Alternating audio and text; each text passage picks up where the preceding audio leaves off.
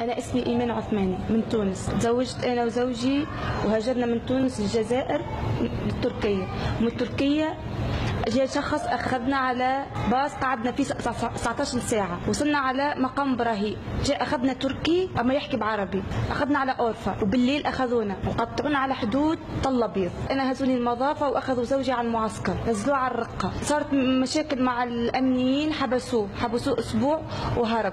نزلت أنا للرقة وأنا حامل بابني. لما هرب مسكوه، حبوا ياخذوه على العراق باش يحبسوه هناك. كان باش يحبسوه معناه ما عادش باش نشوف زوجي. هذا اللي كان يعلم فيه في المعسكر خلص له مشكلته وحبسوه أسبوع بس بالرقة. كمل الحبس نتاعو، خذوه على المعسكر، عمل تدريب، بعد أخذوه نقلوه على سد الفاروق في حلب. بعد أيام أخذوه على غزوة تدمر وتصاوب، وجاني ورحلنا على قباسين. من قباسين نزلنا على الرقة. بعد هاي كشفنا الدولة على كفر وشرك وتظلم في العالم وتذبح عالم، وزوجي مطلوب عند الأمنيين. يا أخي قررت أنا وزوجي نخرج من سوريا نهرب على تركيا. تعرفت على الأخوة، زوجي يعرف الأخوة هذوما، عرفني على الأخوات هذوما. جي الأوضاع الصعبة رحنا على الميادين. سكنت أنا والأخوات هذوما مع بعض في بيت. قررنا على الهروب. يا أخي لقوا هراء، يا اخي قالوا ما تنجموا معناتها تخرجوا مع بعض، خاطر كثير احنا، فهمتني؟ انتم تظلوا هون، نحن نخرجوا النسوان وهذا الزلمي ومعنا واحد اندونيسي.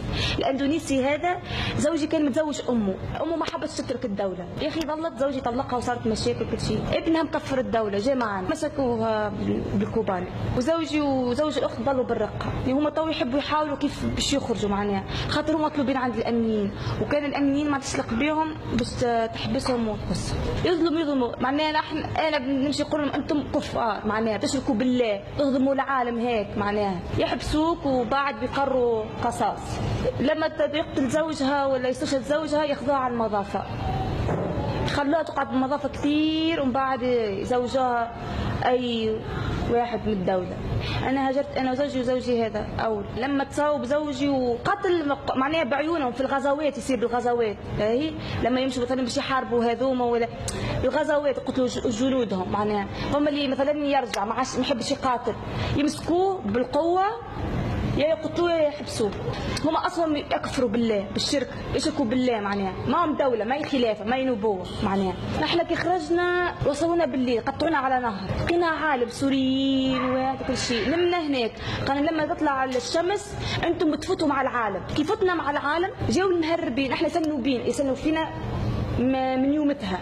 فما عالم مسكوها التركيين رجعوهم على بلدهم، فهمتني؟ احنا هيك، نحن كنا باش نهربوا على تركيا وازواجنا باش تجي ويرجعونا على بلدنا، خاطر ما عندنا ولا شيء، معناها لا عندنا هويات ولا عندنا شيء، معناها صايب يسلموا حالنا. معناها نحن امنيتنا الوحيده معناها انكم تساعدونا، ما بدنا نحن مش جايين مقيمين هون.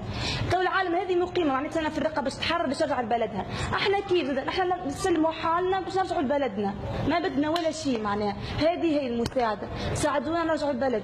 هذه هي احسن مساعده تعملوها لنا. معناها لا بدنا مصاري، لا بدنا شيء، لا بدنا اكل، بدنا هيك ساعدونا وتخرجونا، تقدمونا حتى الحدود وهم يقدمونا. وباذن الله القنصليه نتاعنا تقبلنا.